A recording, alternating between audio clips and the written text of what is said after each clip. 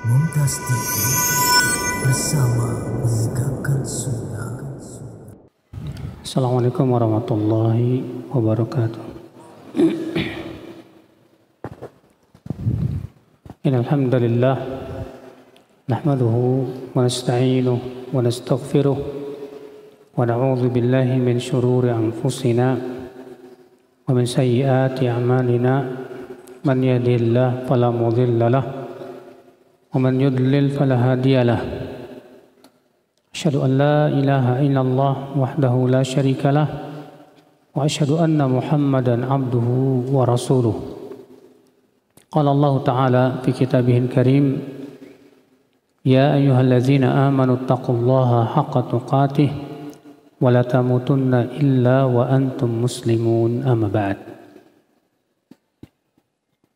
Ayol ikhwah, kita melanjutkan kajian yaitu Mujmal Usul Aqidah Ahlussunnah wal Jamaah, di mana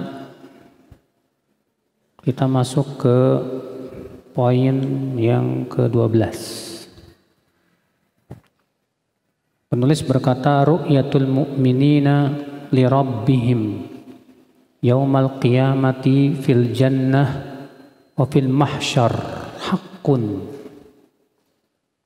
wa man ankaraha aw awwalaha fahuwa za'ighun dhallun wa hiya lan taqa'a li ahadin fid dunya.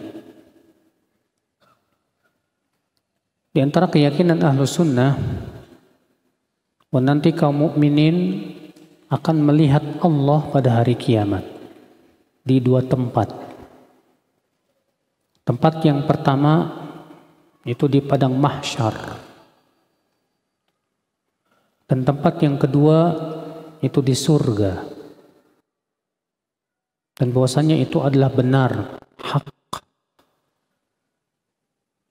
Maka siapa yang mengingkarinya atau mentakwilnya, maka ia telah tersesat jalan dan menyimpang. Dan melihat Allah tidak mungkin terjadi di dunia ini. Nah, di sini beliau mengatakan bahwa kaum mukminin akan melihat Allah nanti di dua tempat.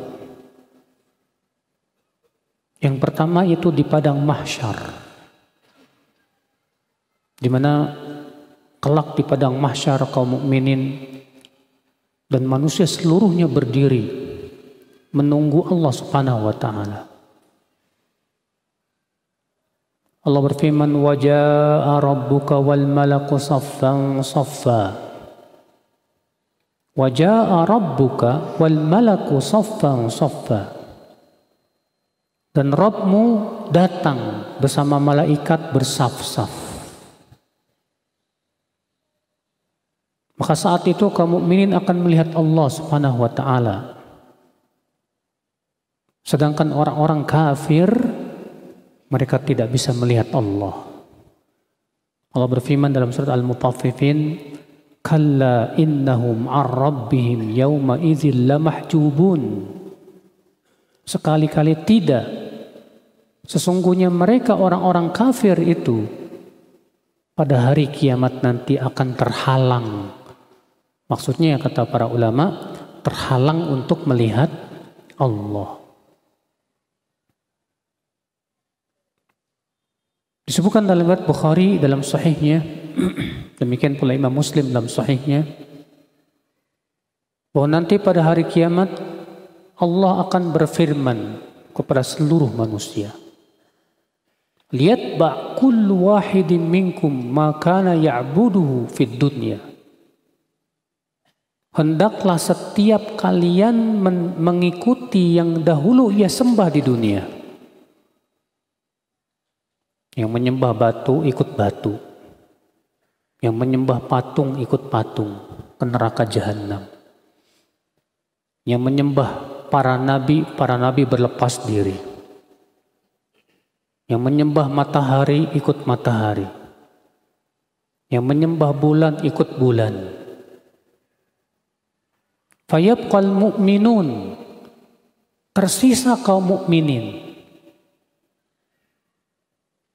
Lalu kemudian kata Rasulullah SAW dalam hadis tersebut, fayatihimul jabbar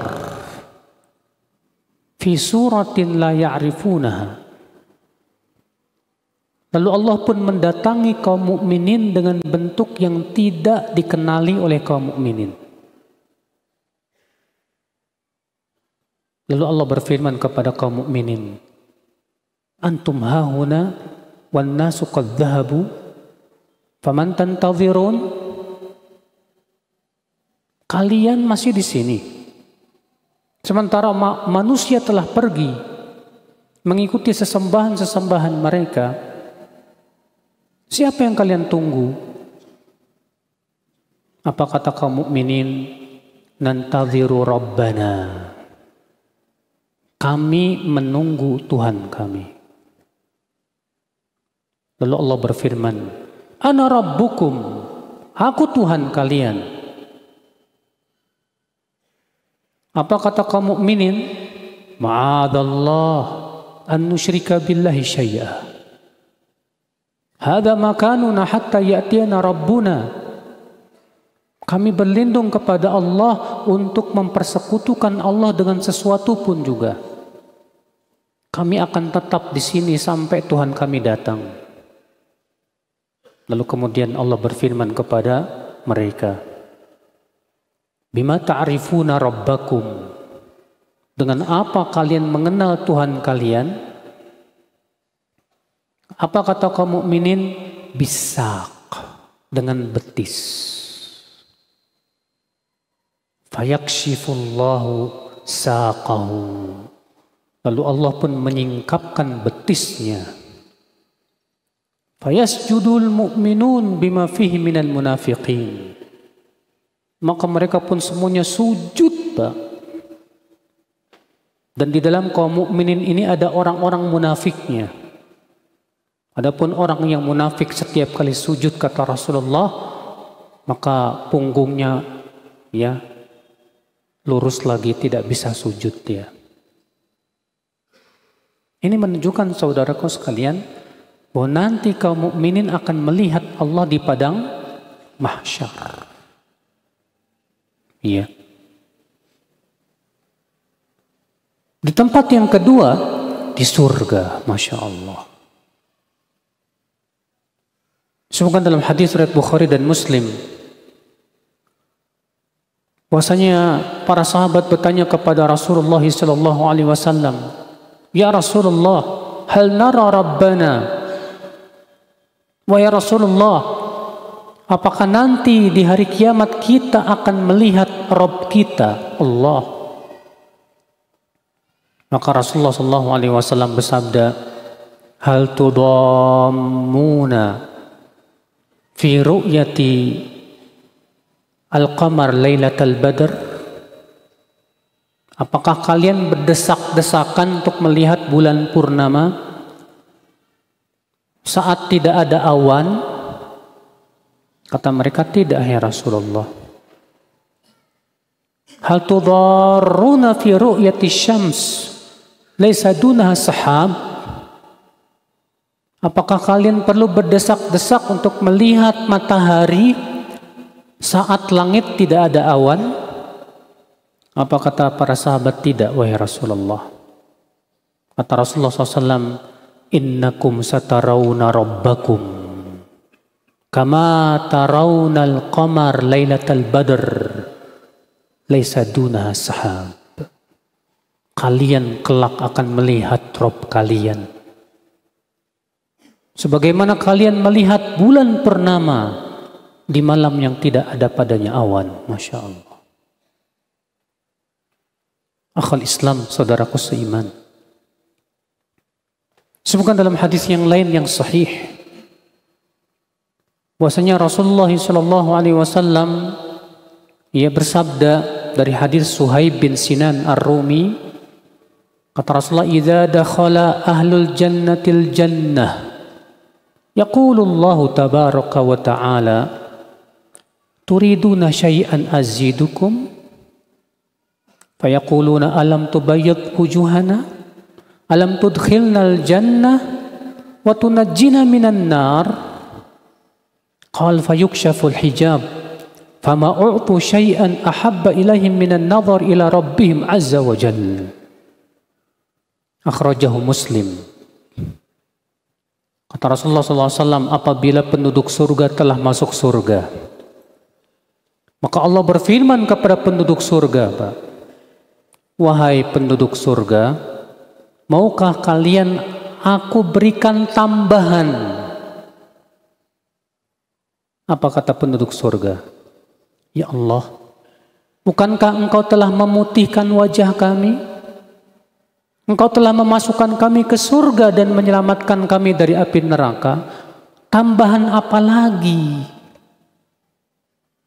Lalu kemudian dibukalah tirai. Maka penduduk surga tidaklah diberikan kenikmatan yang melebihi kenikmatan melihat wajah Allah Subhanahu wa taala. Dikeluarkan oleh Muslim dalam sahihnya. Kemudian Rasulullah SAW membaca firman Allah dalam surat Yunus ayat 26. Allah berfirman, lilladzina ahsanul husna wa ziyadah. Untuk orang-orang yang berbuat ihsan, bagi mereka husna, yaitu surga, wa ziyadah, dan tambahan. Yang dimaksud dengan tambahan di sini apa, Pak? Melihat wajah Allah Subhanahu wa taala. Subhanallah ya akhal Islam. Ya. Bayangkan akhi, orang-orang yang menyembah selain Allah di dunia sudah melihat Tuhannya. Yang menyembah salib sudah melihat Tuhannya. Yang menyembah matahari sudah melihat Tuhannya. Yang menyembah kuburan sudah melihat Tuhannya. Yang menyembah batu sudah melihat Tuhannya. Sementara kita kaum mukminin yang menyembah Allah saja, kita belum pernah melihat Allah, Pak, di dunia ini. Maka kelak yang hanya bisa melihat Allah nanti pada hari kiamat hanya orang-orang yang mentauhidkan Allah, yang tidak mempersekutukan Allah sedikit pun juga. Masya Allah.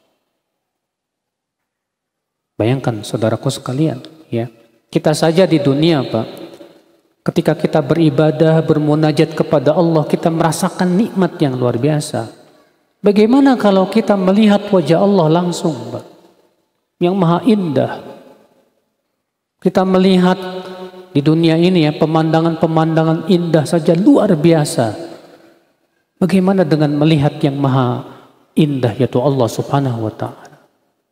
Makanya ya akhi, Masya Allah ya, luar biasa sekali. Berkata Al-Imam An-Nawawi rahimahullah dalam syarah Sahih Muslim di jilid 3 halaman 15, "I'lam anna madhhab ahli sunnati bi ajma'ihim anna ru'yata Allah ta'ala mumkinatun ghair mustahilah aqlan wa ajma'u aydan ala wuqu'iha fil akhirah. Wa annal mu'minina yarawna Allah ta'ala dunal kafirin. Wa qad tadhaharat adillatul kitab was sunnah wa ijma'us sahabah faman ba'dahum min salafil ummati ala itsbati ru'yatillahi ta'ala fil akhirati lil mu'minin. Wa akhrajaha nahun min 20 sahabiyan an Rasulillahi sallallahu alaihi wasallam wa ayatul Qur'ani fiha masyhurah." Ketahuilah, kata Imam Nawawi, bahwa keyakinan ahlu sunnah seluruhnya bahwa melihat Allah itu sangat mungkin dan tidak mustahil secara akal. Dan bahwasanya nanti kaum mukminin akan melihat Allah di akhirat. Adapun orang kafir mereka tidak bisa melihatnya. Dan telah banyak, kata beliau, dalil-dalil dari Al-Quran, dari hadis, dan ijma' para sahabat dan para ulama setelah mereka menetapkan bahwasannya kaum mukminin akan melihat Allah. Dan yang meriwayatkannya, kata beliau, sekitar 20 sahabat Rasulullah sallallahu alaihi wasallam. Adapun ayat-ayat dalam Al-Qur'an masyhur sekali. Ya. Ayat Al-Qur'an yang mana, Pak? Di antaranya firman Allah dalam surat Al-Qiyamah. Wujuhun yawma idzin nadhirah ila rabbiha nadhirah. Wajah-wajah di hari itu berseri-seri, itu kaum mukminin. Mereka melihat kepada Rabb-Nya, Masya Allah. Ya. Al-Imam Ibnu Katsir ketika menafsirkan firman Allah dalam surat Yunus ayat 26, yaitu Allah berfirman lilladzina ahsanul husna wa ziyadah. Berkata Ibnu Katsir, ya, dalam tafsir Ibnu Katsir dalam kitab Al-Bidayah wan Nihayah, di jilid 20 halaman 363, wa qad ruwiya an jama'ati minas sahabati wat tabi'in tafsiru hadhihi ziyadah bin nadhar ila wajhillahi azza wa jalla. Dan telah diriwayatkan dari banyak sahabat dan tabi'in bahwa yang dimaksud dengan tambahan dalam ayat ini adalah melihat wajah Allah nanti di dalam surga. Dan yang menafsirkan ini Abu Bakar, Ubay bin Ka'ab, Ka'ab bin Ujrah, Hudzaifah bin Yaman, Abu Musa al-Ash'ari, Abdullah bin Abbas. Di kalangan tabi'in Sa'id bin Musayyib, Mujahid, Ikrimah, Abdurrahman bin Abi Layla, Abdurrahman bin Sabit, Wal Hasan, Qatadah, Dhuhaq, dan ulama-ulama yang banyak sekali. Dan ini ijma' Ahlus Sunnah wal Jamaah. Saudaraku sekalian, azani Allah wa iyyakum. Lihat, akhi, ya. Seluruh ulama sepakat. Ulama mana? Ulama Ahlus Sunnah wal Jamaah. Bahwa nanti kaum mukminin akan melihat Allah di surga. Masya Allah. Tapi ada, Pak, kelompok-kelompok yang tidak beriman itu, Pak. Siapa mereka? Pendewa akal, Mu'tazilah, dan yang mengikutinya. Mereka mengatakan, katanya mustahil Allah akan terlihat. Alasannya apa kata dia? Kalau Allah terlihat, berarti Allah berbentuk jasad dong. Nah, ini mustahil kata mereka. Kalau Allah terlihat, berarti Allah ada suatu tempat dong. Enggak, ini mustahil kata mereka. Subhanallah. Mereka tolak dalil pakai apa? Akal. Padahal kata Imam Nawawi, tidak mustahil. Secara akal ini sangat bisa diterima. Karena Allah Subhanahu wa ta'ala maha kuasa atas segala sesuatu. Mudah bagi Allah Subhanahu wa ta'ala. Maka aneh akal Islam, orang-orang yang menolak hadis-hadis yang mutawatir hanya karena tidak sesuai dengan akalnya, otaknya. La haula wa la quwata illa billah. Saudaraku seiman, bagaimana caranya agar kita termasuk orang-orang yang bisa melihat Allah di dalam surga? Semua penduduk surga, Pak, akan bisa melihat Allah. Iya. Semua penduduk surga akan bisa melihat Allah Subhanahu wa ta'ala. Tentu, akhwat Islam, kalau kita ingin melihat Allah, syaratnya yang paling utama satu. Itu wafat di atas tauhid dan tidak mempersekutukan Allah sedikit pun juga. Iya. Karena siapapun yang mempersekutukan Allah, berbuat syirik, Allah tidak akan ampuni dosanya selama-lamanya. Allah berfirman, innallaha la yaghfiru an yushraka bih wa yaghfiru ma duna dzalika liman yasha. Sesungguhnya Allah tidak akan mengampuni dosa syirik dan mengampuni dosa yang lebih rendah dari apa? Lebih rendah dari syirik. Yang kedua, akhi, bersungguh-sungguh menjaga sholat. Bersungguh-sungguh menjaga apa? Salat 5 waktu. Sebutkan dalam hadis yang dikeluarkan Imam Bukhari nomor 573 dan Muslim nomor 633 dari Jarir bin Abdullah, semoga Allah meridhoinya, ia berkata, kunna julusan inda Rasulillah sallallahu alaihi wasallam idh nadhara ila al-qamar lailatal badr. Kami, kata Jarir, pernah duduk-duduk di sisi Rasulullah sallallahu alaihi wasallam suatu malam. Kemudian tiba-tiba Rasulullah SAW melihat bulan purnama.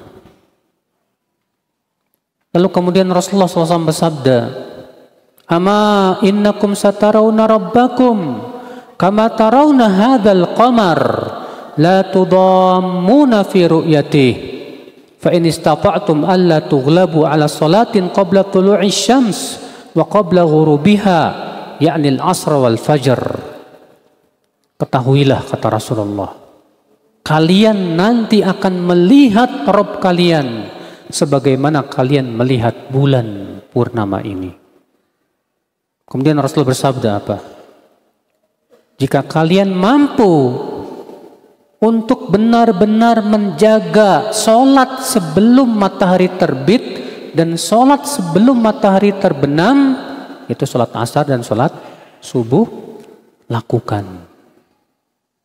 Kemudian beliau pun Jarir pun membacakan firman Allah Subhanahu wa taala dalam surat Thaha ayat 130.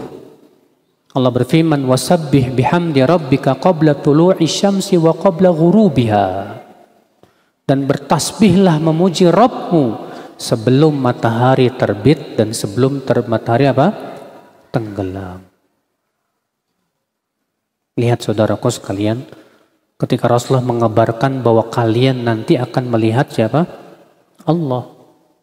Kemudian Rasul bersabda apa? Jika kalian mampu untuk betul-betul menjaga 2 sholat ini, terutama sholat asar dan sholat apa? Subuh, lakukan. Artinya dengan kita menjaga ini, kita bisa melihat Allah nanti pada hari kiamat. Subhanallah. Ikhwatal Islam. Iya. Kemudian kapan penduduk surga bisa melihat Allah itu, Pak? Berkata Ibnu Katsir, arsyada hadzal siyaq ala anna ru'yatahu azza wa jal taqa'u li ahlil jannah fi mithli awqatil ibadat. Redaksi hadis tadi yang sudah kita sebutkan, di mana Nabi mengatakan siapa yang menjaga apa? Salat subuh dan salat apa? Asar. Ya. Redaksi hadis ini menunjukkan bahwa penduduk surga melihat Allah itu di waktu-waktu tersebut. Di waktu pagi dan petang. Ya. Faka'annal mubrazina minal muqarrabina al-akhyar yarawna Allah azza wa jal fi mithli tarfai nahar bukrata wa ashiyya. Maka seakan-akan Rasulullah SAW memberikan isyarat dalam hadis ini, Pak. Kenapa Nabi menyuruh kita menjaga sholat asar dan sholat apa? Subuh. Kata beliau, seakan memberikan isyarat bahwa nanti penduduk surga melihat Allah itu di waktu subuh dan di waktu apa? Asar. Ya. Wa hadza maqamun 'alin. Dan ini tempat yang sangat tinggi sekali. Fayarawnahu subhanahu wa hum ala araikihim wa sururihim. Mereka melihat Allah sambil mereka duduk di atas dipan-dipan mereka. Kama yarawna al-qamar lailatal badr, seperti halnya kita melihat bulan di malam purnama. Subhanallah. Maka dari itulah saudaraku, kenapa Allah menyuruh kita, Pak, untuk selalu mengingat Allah di waktu pagi dan petang. Ya, karena ini ada hubungannya, Pak. Orang yang senantiasa menjaga sholat asar, lalu dia berzikir kepada Allah sampai terbenam matahari. Dia sholat subuh dia berzikir kepada Allah sampai terbit matahari. Ya. Allah Subhanahu wa taala menganjurkan itu dalam beberapa ayat agar kita senantiasa menyeru Allah, ingat kepada Allah di waktu pagi dan petang. Dan kita disuruh bersabar bersama orang-orang yang menyeru Allah di waktu pagi dan petang. Allah berfirman, wasbir nafsaka ma'al ladzina yad'una rabbahum bil ghadati wal 'ashyi yuriduna wajhah. Sabarkan dirimu bersama orang-orang yang menyeru Rabbnya di waktu pagi dan petang karena mengharapkan wajah Allah Subhanahu wa taala saja. Ya. Allah juga berfirman wasabbihuhu bukratan wa asila, dan bertasbihlah kepada Allah di waktu pagi dan petang. Makanya akhwat Islam, ya, ini menunjukkan ya bahwasanya penduduk surga itu melihat Allahnya kapan, Pak? Di waktu pagi, waktu subuh, dan di waktu apa? Masya Allah. Ya. Ikhwatal Islam, saudaraku seiman. Baik, kata beliau, kita lanjutkan lagi bukunya. Waman angkaroha, siapa yang mengingkari ini, Pak, tidak beriman dan menolak kalau nanti kaum mukminin akan melihat Allah. Fahuwa zaighun dhal. Siapa yang mengingkari ini atau mentakwil-takwilnya, maka ia menyimpang dan tersesat. Kenapa menyimpang, Pak? Karena menentang dalil Al-Quran, hadis, dan ijma, ya, seluruh ulama Ahlus Sunnah. Dan orang yang menyimpang dari Al-Quran, hadis, dan ijma, sepakat seluruh ulama pelakunya sesat. Pelakunya apa? Sesat, Bapak sekalian. Kata beliau, wahia lan taqa'a li ahadin fid dunya, dan melihat Allah tidak mungkin di dunia ini.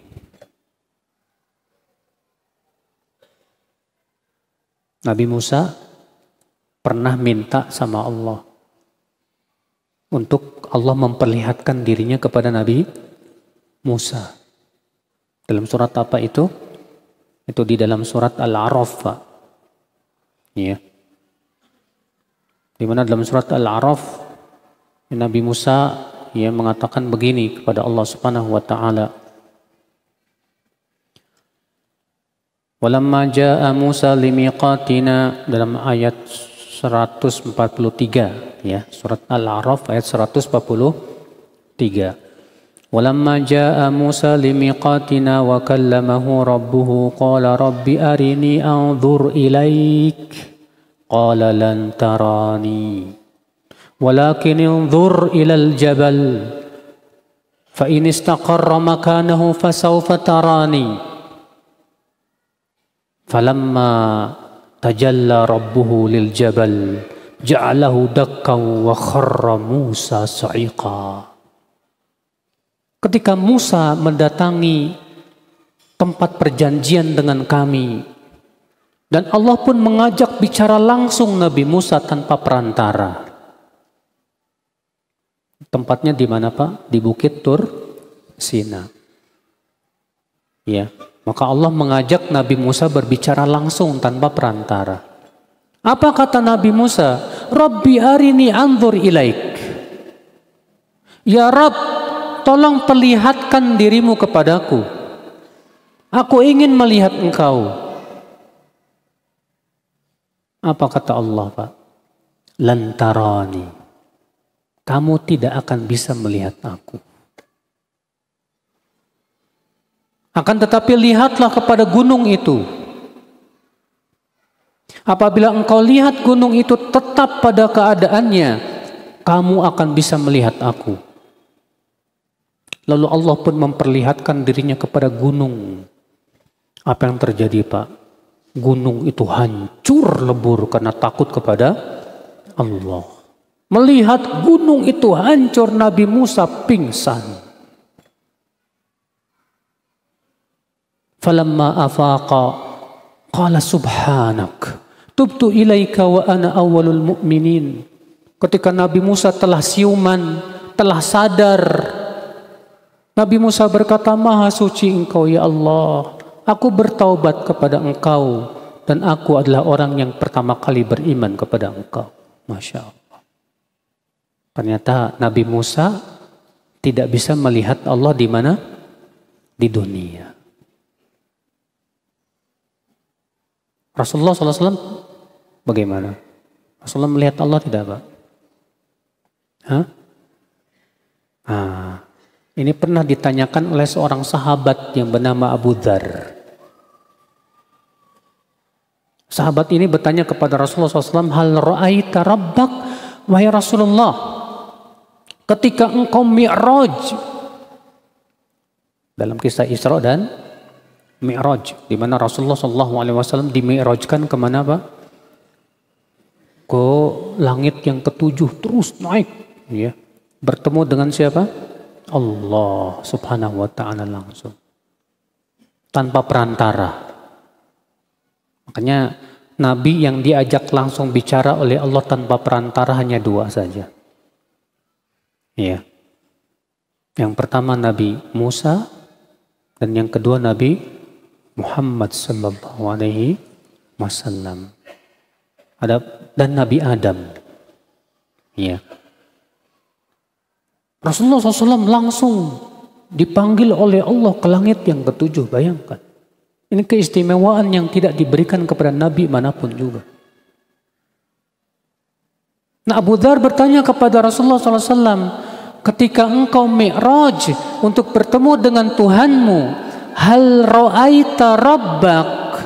Apakah engkau melihat Tuhanmu, yaitu Allah?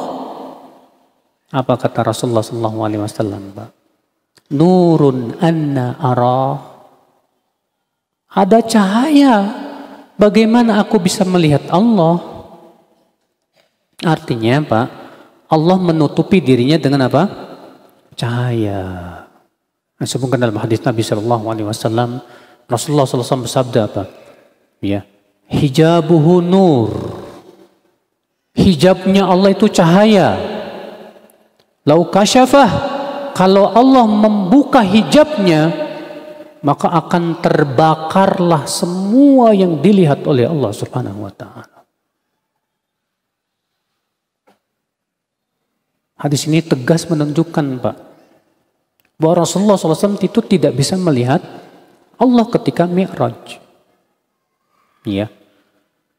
Makanya pendapat yang sahih, yang rajih, memang terjadi khilaf di kalangan para sahabat, ya. Sebagian sahabat ada yang menetapkan bahwa Rasulullah melihat Allah.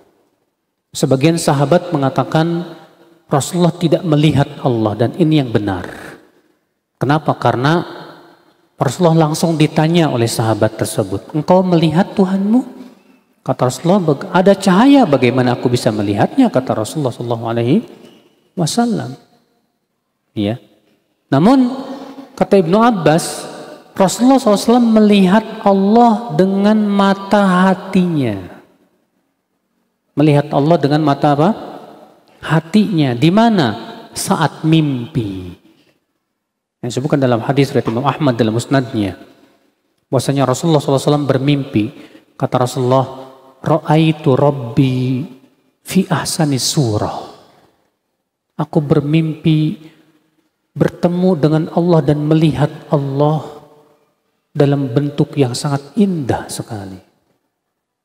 Faqala li, lalu Allah berfirman kepadaku, ya Muhammad, atadri fima yakhtasimu fihil mala'ul a'la? Tahukah kamu apa yang sedang diperbincangkan oleh malaikat yang ada di langit sana? Maka Rasulullah SAW bersabda, la adri ya Rabb, aku enggak tahu ya Allah. Lalu kata Rasulullah SAW, fawadu'a kaffahu baina katifai hatta wajadtu burdaha baina sadiyai.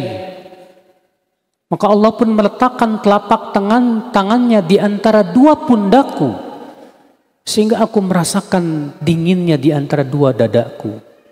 Fa'alimtu ma fis samawati wal ard. Maka saat itu aku langsung tahu apa yang terjadi di langit dan di bumi saat itu. Lalu Allah kembali berfirman, atadri fima yakhtasimu fihil mala'ul a'la? Tahukah kamu apa yang sedang diperbincangkan oleh malaikat yang ada di mana? Di langit sana? Kata Rasulullah apa Pak? Naam adri. Aku tahu ya Allah. Fil kaffarati wad darajat. Mereka memperbincangkan tentang amal yang menggugurkan dosa dan amal yang mengangkat apa? Derajat. Masya Allah. Wal kafarat. Adapun amal yang menggugurkan dosa, kata Rasulullah SAW apa Pak? Masyul aqdami ilal jamaat. Berjalan kaki menuju sholat berjamaah. Wa isbaghul wudu'i indal makruhat. Dan menyempurnakan wudu di saat-saat sulit. Maksudnya saat dingin banget atau kita sedang sakit gitu. Wantidharus sholah ba'das sholah. Dan menunggu sholat sampai sholat berikutnya di mana? Di masjid. Apa kata Allah kepada Rasulullah SAW? Sadaqta ya Muhammad. Faman fa'ala dhalik asya bi khairin wa mata bi khairin wa kana min khati'ati kayaumi waladathu ummu. Kamu benar hai Muhammad. Siapa yang melakukan perbuatan-perbuatan tadi, maka ia akan hidup dalam keadaan baik, wafat pun dalam keadaan baik, dan dia akan bersih dari dosanya seperti dilahirkan oleh ibunya kembali. Masya Allah. Siapa yang bisa mengulangi perbuatan tadi? Coba nih yang depan nih. Apa aja tadi amalannya? Hah? Enggak, ini yang ini nih, beliau nih. Apa aja Mas? Siapa yang tahu? Allah, Masya Allah. Yang pertama berjalan kaki menuju sholat berjamaah. Yang kedua apa? Menyempurnakan wudhu saat sulit. Yang ketiga menunggu sholat sampai sholat berikutnya. Jangan tidur makanya Mas. Iya. Antum kalau tidur langsung anak tunjuk, anak tanya. Biar bangun maksudnya, kasihan. Di majelis taklim tidur kan kasihan, nggak dapat faedah ya kan? Padahal faedahnya Masya Allah ini ya. Apa pahalanya tadi? Orang yang menjaga 3 perkara tadi.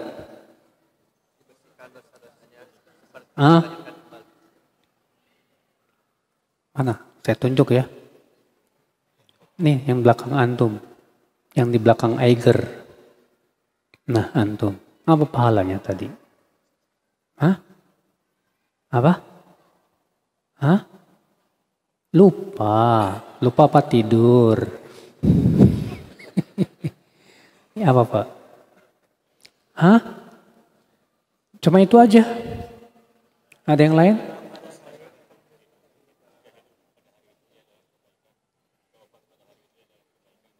Ya. Siapa yang menjaga perbuatan tadi, ia akan hidupnya baik, wafatnya baik, dan ia akan bersih. Dosanya seperti dilahirkan oleh ibunya. Ini jaminan Pak. Orang yang memelihara 3 perkara ini dijamin wafatnya husnul khatimah. Makanya orang yang senantiasa menjaga sholat berjamaah di masjid, Pak. Orang-orang yang sangat mencintai masjid itu nggak ada sejarahnya wafatnya su'ul khatimah. Alhamdulillah. Orang yang senantiasa pergi ke masjid, berjamaah di masjid, selalu antum melihat, selalu wafatnya husnul khotimah biidznillah.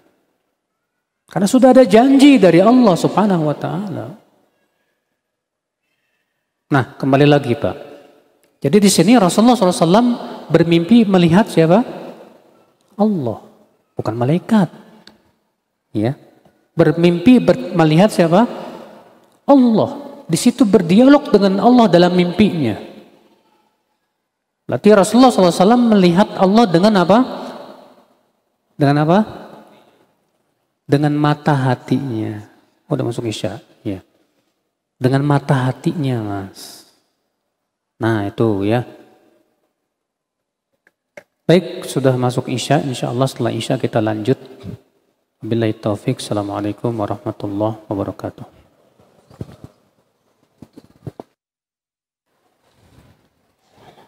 Alhamdulillah. Wassalatu wassalamu ala rasulillah. Nabiina Muhammadin wa ala alihi wa sahbihi wa man walah. Asyhadu an la ilaha illallah wahdahu la syarikalah. Wa asyhadu anna Muhammadan abduhu wa rasuluh. Kita lanjutkan ayyuhal ikhwah. Jadi melihat Allah di dunia mungkin atau tidak? Tidak mungkin. Ini keyakinan Ahlus Sunnah wal Jamaah. Tapi ada Pak, kelompok yang mengatakan mungkin melihat Allah di dunia. Siapa itu? Sufi. Tasawuf. Orang-orang tasawuf punya keyakinan bahwa manusia mungkin bisa melihat Allah. Iya. Kita katakan bahwa ini batil. Kenapa? Karena bertabrakan dengan ijma para ulama bahwa tidak mungkin ada orang yang bisa melihat Allah di mana? Di dunia ini. Nah, sekarang pertanyaannya, mungkinkah seseorang bermimpi melihat Allah? Iya. Sebagian ulama mengatakan bahwa kalau mimpi mungkin. Sebagaimana halnya terjadi kepada Rasulullah Sallallahu Alaihi Wasallam. Adapun dengan mata kepala, ya maka ini tidak mungkin. Ya. Ikhwatul Islam, saudara-saudaraku seiman.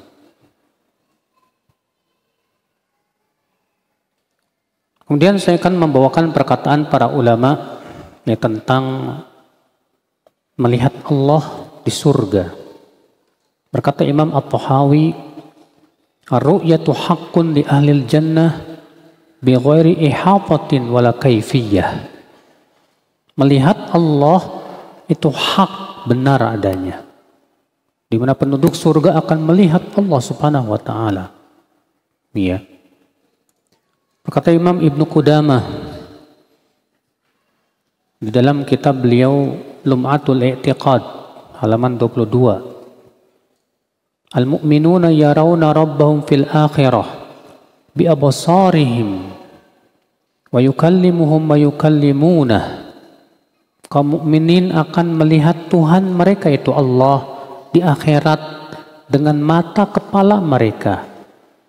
Dan Allah akan mengajak bicara mereka dan mereka pun akan mengajak bicara Allah Subhanahu wa taala. Sebagaimana Allah berfirman dalam surat Al-Qiyamah ayat 22 sampai 23. Wujuhun yawma idzin nadhirah ila rabbiha nadhirah. Wajah-wajah pada hari itu terlihat berseri-seri dan mereka akan melihat kepada Rabb mereka. Berkata Al-Imam Ibnu Qayyim rahimahullah, a'zamu na'imil akhirah wa ladzatiha hiya an-nazar ila wajhi Rabbi jalla jalaluhu wa sama'u kalamihi minhu wal qurbu minhu. Nikmat akhirat yang paling agung dan kelezatan surga yang paling lezat yaitu melihat kepada wajah Allah Subhanahu wa taala dan mendengarkan ucapan firman-firman Allah serta dekat dengan Allah Subhanahu wa taala. Iya. Makanya Rasulullah SAW Pak mengajarkan kepada kita doa di mana Rasulullah berdoa, wa as'aluka ladzatan nazar ila wajhikal karim wa syauq ila liqa'ik. Ya Allah, aku minta kepadamu ya Allah kelezatan melihat wajahmu yang mulia, dan aku minta kepada engkau rindu untuk bertemu dengan engkau. Ya, Rasulullah SAW minta kepada Allah supaya kita diberikan oleh Allah kelezatan melihat wajah Allah Subhanahu wa taala. Ya. Berkata Ibnu Abil Izz, qad qala bi thubuti ru'ya as-sahabat wa tabi'un wa a'immatul islami al-ma'rufuna bil imamati fid din wa ahlul hadis wa sa'iru tawa'ifi ahlil kalamil mansubuna ila sunnati wal jamaah, yang berpendapat dan meyakini bahwasanya kaum mukminin akan melihat Allah, seluruh sahabat dan seluruh tabi'in dan seluruh ulama ahlu sunnah wal jamaah dan ahli hadis. Wa hadhil mas'alah min asyrafi masaili usulid din wa ajalliha, dan masalah ini termasuk masalah-masalah pokok-pokok agama yang paling mulia dan yang paling agung, Mbak. Ya. Wahyal ghayatul lati syammara ilahil musyammirun wa tanafasal mutanafisun, di mana ini tujuan orang-orang bersungguh-sungguh ingin masuk surga. Itu agar bisa melihat siapa? Allah Subhanahu wa taala. Ya. Nah, ini ya akhal Islam. Jadi seluruh ulama sepakat, tidak ada perselisihan. Yang menyelisihi keyakinan ini hanya siapa? Mu'tazilah. Dan Mu'tazilah telah menyelisihi Al-Quran, hadis, dan ijma' para ulama. Makanya para ulama sepakat bahwa Mu'tazilah tersesat. Ya. Keyakinan mereka menyimpang akhal Islam. Ya, a'azzakumullah. Inilah akhi ya pembicaraan kita tentang melihat Allah di dalam surga, dan insyaallah kita lanjutkan dengan tema lain pada pertemuan yang akan datang. Silakan kalau ada yang mau bertanya.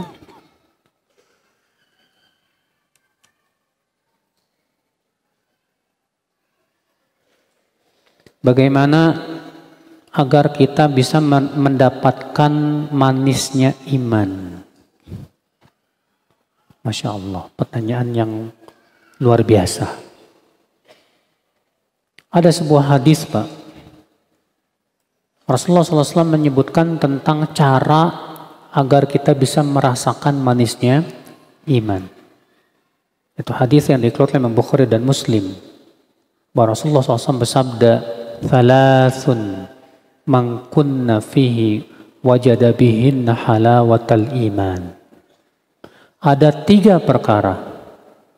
Siapa yang 3 perkara ini ada pada diri seseorang, maka dia akan merasakan manisnya iman. Catat baik-baik 3 perkara ini. Yang pertama, an yakuna Allah wa rasuluhu ahabba ilahi mimma siwahuma. Allah dan Rasulnya lebih ia cintai dari segala-galanya. Yang pertama, Allah dan Rasulnya lebih ia cintai dari segala-galanya. Yang kedua, wa an yuhibbal mar'a la yuhibbuhu illa lillah. Dia mencintai seseorang hanya karena Allah, bukan karena dunia. Yang kedua apa? Mencintai seseorang karena apa? Allah, bukan karena dunia. Yang ketiga, kata Rasulullah SAW, wa an yakraha an ya'uda fil kufr kama yakrahu an yuqdhafa finnar. Dia tidak mau kembali kepada kekafiran setelah Allah selamatkan ia, sebagaimana ia tidak mau dilemparkan ke dalam api. Maka kata Rasulullah, siapa yang 3 perkara ini ada pada diri seseorang, maka ia akan mendapatkan manisnya iman. Masya Allah. Ya. Bagaimana cara mendapatkan kenikmatan dalam sholat, Ustadz? Akhi, kenikmatan dalam sholat hanya bisa dirasakan ketika kita memahami arti-artinya, Pak. Ketika antum mengucapkan Allahu Akbar, antum merasakan kebesaran Allah di hati antum. Lalu antum membaca Alhamdulillahi Rabbil Alamin, antum paham, Masya Allah. Segala puji bagi Allah Rabbul Alamin. Ar-Rahmanir Rahim, yang maha pengasih lagi maha penyayang. Kita merasakan kasih sayang Allah yang begitu luas. Iya. Ketika kita ruku, kita baca apa? Subhana rabbiyal azim wa bihamdi. Maha suci Allah Rabbku yang maha agung dengan memujinya. Kalau kita betul-betul pahami maknanya, kita resapi, kita renungi, Masya Allah. Disitulah kita akan merasakan apa? Nikmat sekali dalam sholat itu. Tapi kalau antum nggak memahami, sudah gitu pikirannya pergi kemana? Mana? Sholat ya sholat. Tapi mikirnya ke kantor, ke pasar, ke Jakarta, ke Bandung, kemana-mana, kholas. Ya. Udah gitu lupa lagi. Ini udah 2 apa 3, 2 apa 3. Maka yang seperti ini, akhi, bagaimana dia akan merasakan lezatnya sholat? Dia tidak akan merasakan nikmatnya sholat. Iya.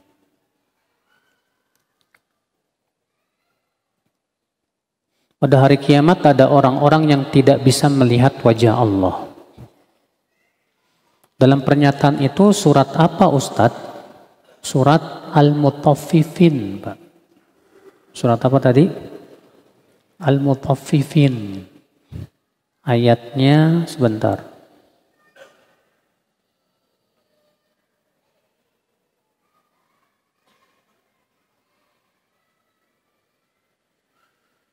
Ayatnya ayat ke-15. Ayat yang ke-15.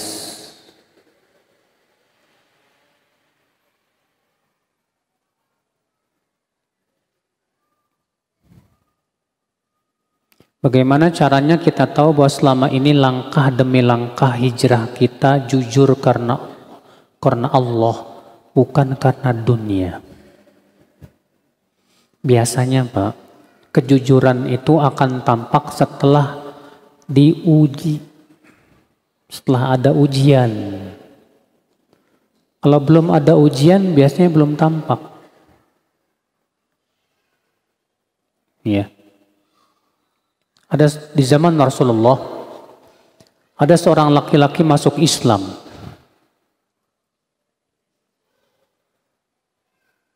Kemudian tak berapa lama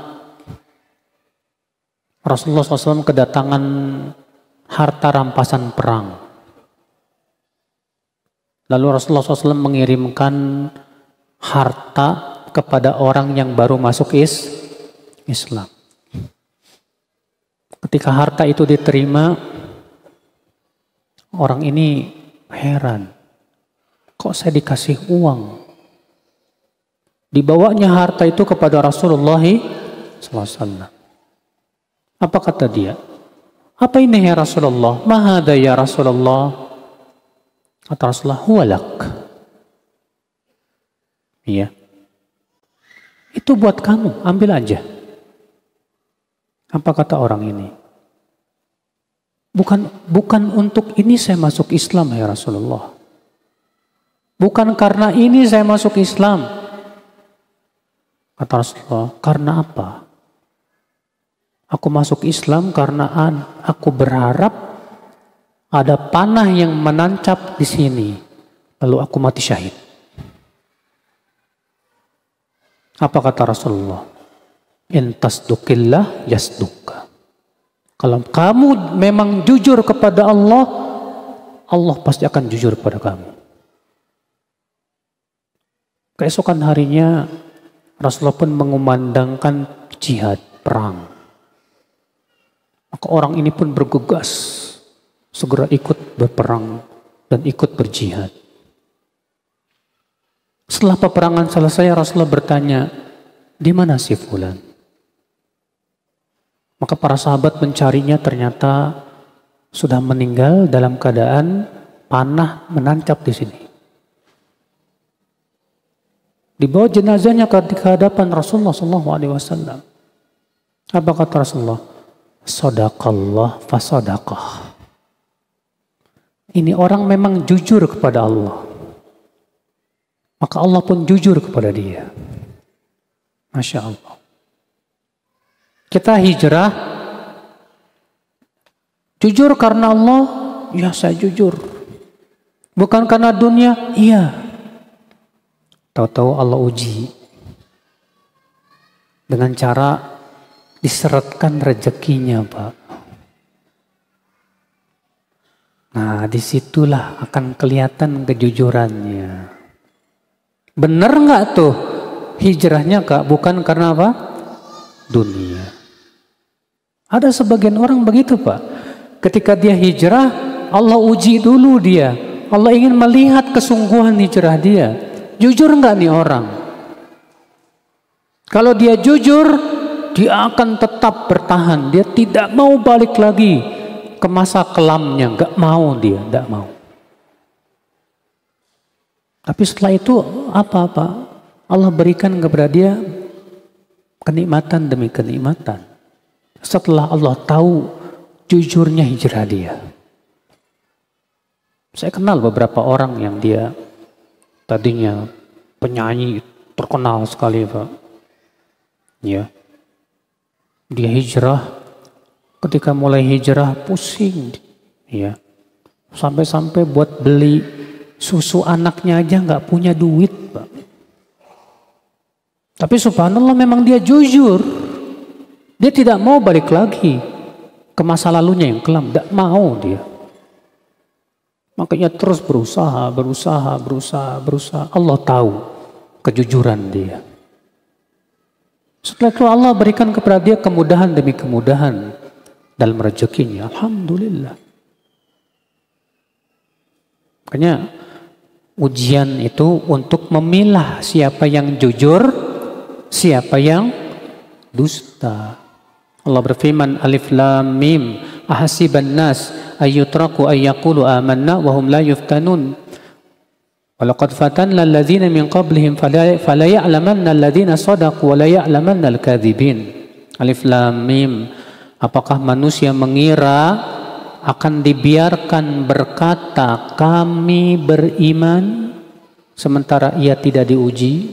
Tidak mungkin. Sungguh kami telah menguji orang-orang sebelum mereka. Dengan ujian itu kami tahu siapa yang jujur dan siapa yang dusta. Iya.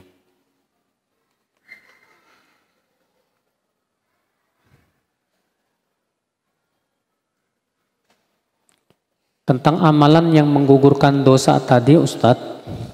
Apakah hanya hanya berlaku untuk laki-laki saja? Iya, yang berjalan kaki menuju sholat berjamaah, menunggu sholat sampai sholat berikutnya.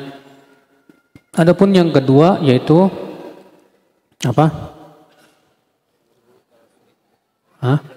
menjaga wudhu di saat-saat sulit, maka ini tidak khusus untuk laki-laki.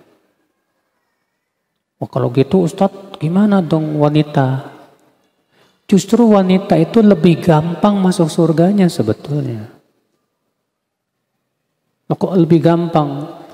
Rasulullah SAW bersabda, "Idza shallatil mar'atu khamsaha wa shamat syahraha wa hafizat farjaha wa ata'at ba'laha qila laha udkhulil jannah min abwabil jannati tsamaniyati syi'ti."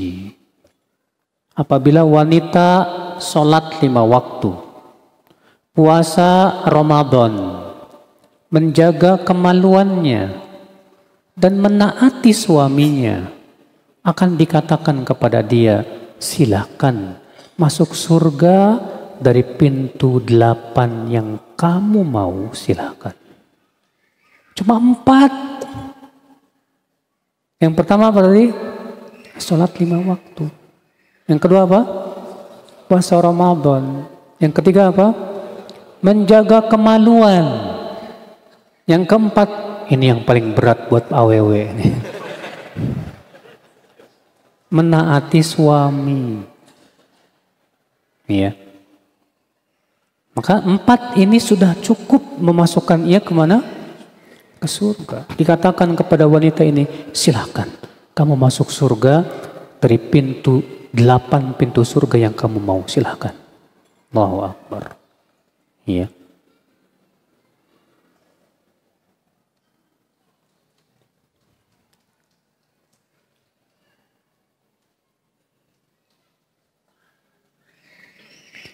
Untuk menunggu sholat berikutnya di rumah atau tempat kerja, gimana Ustadz? Hadis itu di masjid, Pak. Bukan di rumah, bukan di tempat mana? Kerja. Karena ada udzur Ustadz, tidak bisa ditinggalkan. Nah, tentunya Pak, menunggu sholat sampai sholat berikutnya di masjid itu hukumnya sunnah. Nah kalau misalnya ada tugas-tugas kantor yang memang sifatnya wajib dan sudah amanah, jangan sampai demi mengejar yang apa? Yang sunnah, antum tinggalkan yang wajib. Karena ibadah yang wajib itu lebih dicintai oleh Allah, Pak. Lebih besar pahalanya. Ya. Karena banyak di antara kita nih, Pak ya. Ketika mengetahui, besar banget pahalanya ya, Masya Allah. Akhirnya lupa kalau yang wajib lebih besar lagi dari itu. Ya.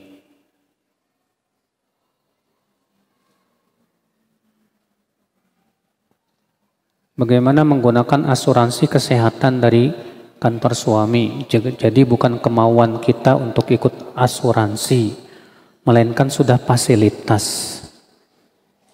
Saat asuransi itu diambil uang enggak setiap bulannya? Hah? Diambil. Kata Syekh Utsaimin, cukup kamu gunakan sebatas uang kamu yang diambil saja. Lebih dari itu tidak boleh. Iya.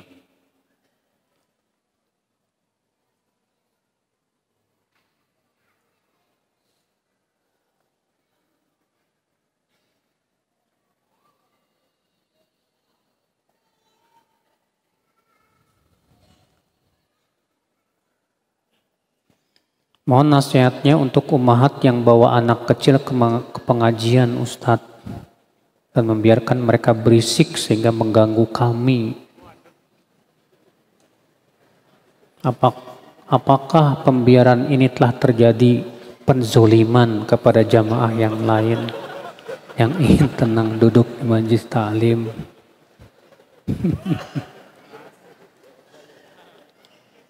Nih ibu-ibu nih ada yang protes nih. Ya.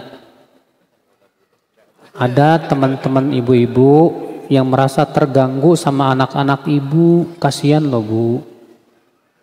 Udah jauh-jauh datang gara-gara anak ibu akhirnya nggak bisa nuntut ilmu, nggak bisa ngedengerin. Ya. Jadi ibu yang punya anak kalau bisa, kalau anak-anaknya ribut dan yang lainnya ya udah, coba mungkin panitia ngasih tempat khusus buat ibu-ibu yang bawa anak, ya, biar nggak terganggu itu.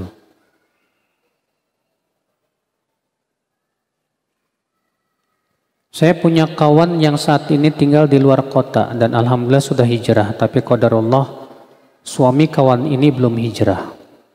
Kawan anak ingin sekali ikut kajian di Bandung karena di kotanya jarang ada kajian.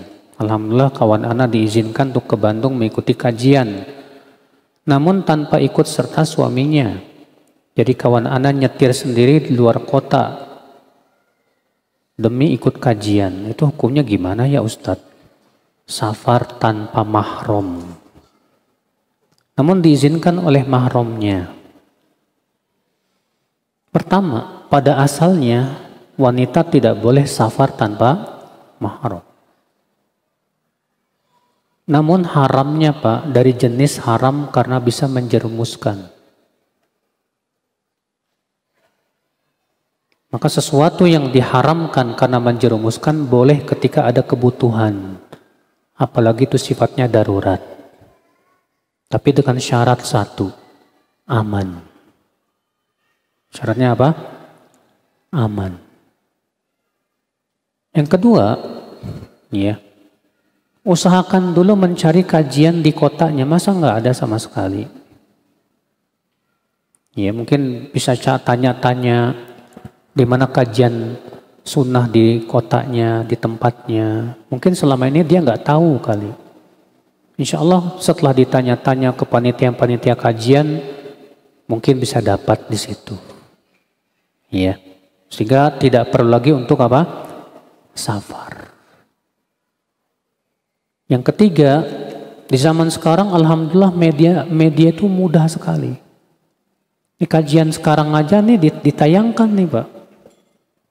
Bisa ngikutin di media tanpa harus pergi safar. Ya.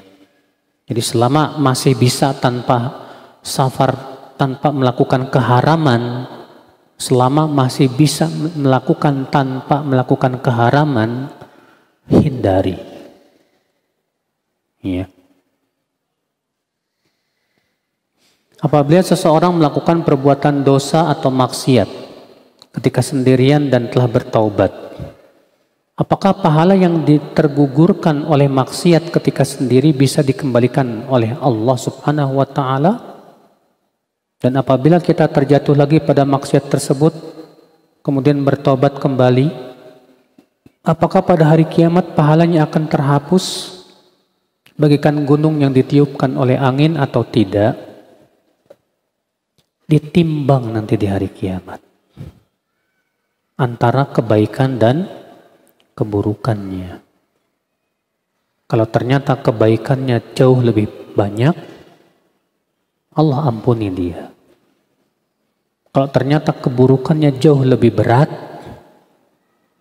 maka kalau Allah kehendaki, Allah adab dia. Tapi kalau Allah kehendaki, Allah ampuni dia. Itu diserahkan kepada Allah, hanya Allah yang Maha Tahu. Yang jelas, selalulah banyak bertaubat. Terus istighfar kepada Allah Subhanahu wa Ta'ala. Sebelumnya telah dijelaskan keutamaan bertasbih sebelum matahari terbit. Tapi lebih utama mana berzikir atau menghadiri majelis ilmu di waktu tersebut, Ustadz? Para ulama sepakat Pak, bahwa menuntut ilmu itu termasuk zikir. Termasuk apa? Zikir. Dan manfaat ilmu jauh lebih besar dibandingkan apa? Zikir biasa. Imam Syafi'i mengatakan menulis ilmu sesaat, menuntut ilmu sesaat lebih aku sukai daripada sholat semalam suntuk. Imam Ahmad ditanya, mana yang lebih engkau sukai? Engkau menulis ilmu atau engkau sholat malam? Kata Imam Ahmad, orang yang sholat malam, pahalanya buat dia sendiri. Manfaatnya buat dia sendiri. Tapi kalau aku tulis ilmu, maka manfaatnya untukku dan untuk orang banyak. Dan itu lebih aku sukai. Iya.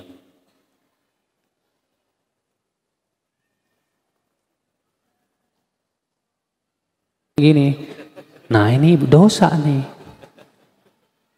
Tapi kalau antum seperti berlalu aja dan antum tidak menikmatinya, seperti ini tidak dosa. Dalilnya hadis yang dikutip Imam Abu Daud dalam sunannya, bahwa pernah Rasulullah berjalan bersama Ibnu Umar di padang pasir. Lalu terdengarlah suara seruling. Suara apa? Seruling. Maka Rasulullah SAW menutup apa? Telinga. Dan terus Rasulullah bertanya kepada Ibnu Umar, masih terdengar tidak? Sampai Ibnu Umar mengatakan, sudah tidak ya Rasulullah. Maka Rasulullah pun membuka apa? Telinga. Di situ Rasulullah membiarkan Ibnu Umar apa? Mendengar tidak?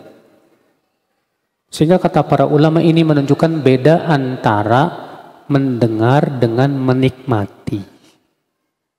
Sebatas mendengar lewat begitu saja dan tidak menikmati, tidak dosa. Tapi kalau kita mendengar sambil menikmati, nah ini yang dosa. Antum masuk mall, pasti ada musik nggak, Pak? Musik di mana-mana.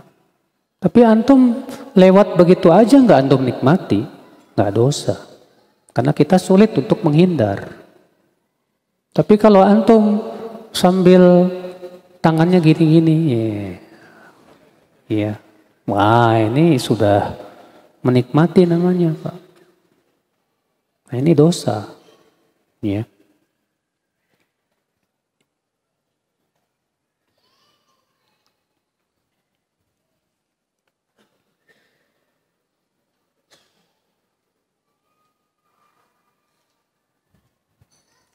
Pertanyaan-pertanyaan yang sama.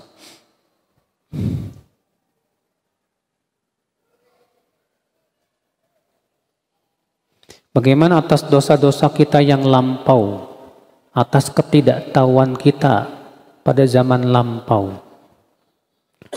Nabi mengajarkan minta ampun yang sifatnya menyeluruh, Pak. Apa kata Rasulullah SAW? Ya, Allahumma gfir dzambi kullah, diqqahu wa jillah, awwalahu wa akhirah. Ya. Alaniyatahu wa sirrah. Ya Allah, ampuni dosaku seluruhnya, yang kecil maupun yang besar, yang awal maupun yang akhir, yang terang-terangan maupun yang sembunyi-sembunyi. Lihat, Nabi mengajarkan doa, minta ampunnya secara apa?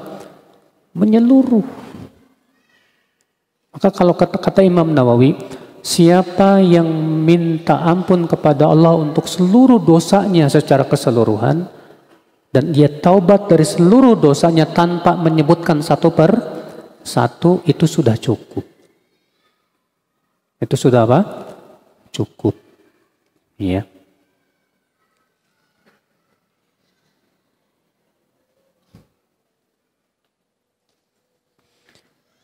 Perkara fadilah menunggu antara dua waktu sholat, apakah syaratnya perlu lengkap semua waktu sholat? Atau boleh salah satu waktu saja, Ustadz? Boleh salah satu saja, misalnya antum menunggu dari maghrib sampai apa? Isya. Apalagi sambil taklim lagi, Masya Allah. Antum dapat dua pahala sekaligus. Pahala yang pertama menunggu apa? Sholat.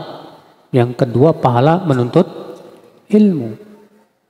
Dan selama kita berada di masjid, malaikat terus mendoakan, ya Allah ampuni dosanya, ya Allah rahmati dia, ya Allah ampuni dosanya, ya Allah rahmati dia. Terus saja. Ya, bayangkan, luar biasa sekali, Pak. Ya.